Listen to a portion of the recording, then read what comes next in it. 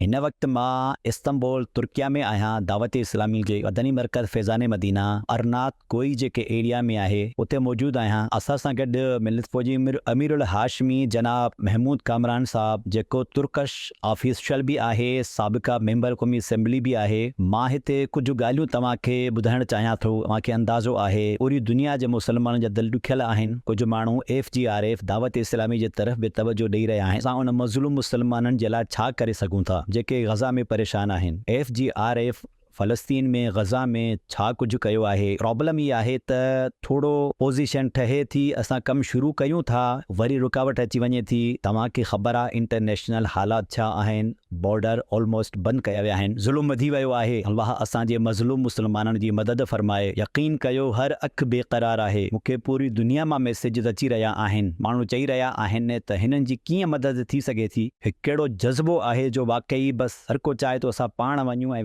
वञी वीचारनि जी मदद करियूं। अॼु मां हिते तुर्किश ऑफिसरनि सां बि मुलाक़ात कई आहे। अॼु हिकु ॿिनि NGO सां बि मुलाक़ात आहे। असांजी टीम जॉर्डन जे अंदरि बि इजिप्ट जे अंदरि बि रस्ता तलाश करे रही आहे। पर जेको नज़र अची रहियो आहे उहो दुरुस्त न आहे। पर जेको नज़र अची रहियो आहे उहो मुनासिब न आहे। नज़र इहो अची रहियो आहे त उतां केतिरा ई माण्हू वॾी तादाद में मिस्र ऐं उर्दन ईंदा।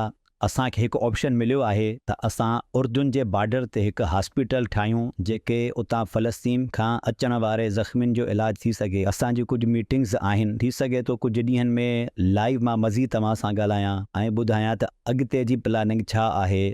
असां ते गुड न्यूज़ आहिनि। हिननि ऑफिशियल्स जे तरफ़ां हिकिड़ी ज़बरदस्त सजेशन हुया। मां सोचियो तव्हांखे ॿुधायां, अलाह कंहिंजे दिलि में विझी छॾे त असांखे हिकु मोबाइल वैन ठाहिणी आहे जेका मोबाइल किचन हूंदी त जीअं आफ़त ज़दा इलाइक़ा आहिनि उते ई खाधो ठहे, उते ई विरहाइजी वञे। हिकु स्पेशल कमु असांखे ही करिणो आहे त मोबाइल हेल्थ केयर यूनिट ठाहिणो आहे। हिन में बाक़ाइदा इलाज बि थींदो ऐं मुकमल हिकु वैन हूंदी। बहरहाल फ़लस्तीन जे लाइ, गज़ा जे लाइ कोशिशूं जारी आहिनि। जीअं जीअं असांखे थोरो बि रस्तो मिले थो असां उते पुॼी था वञूं। हितां कमु करियूं, हुतां कमु करियूं। दुआ करियो अलाह पाक ग़ैब खां हिननि जी मदद फरमाए।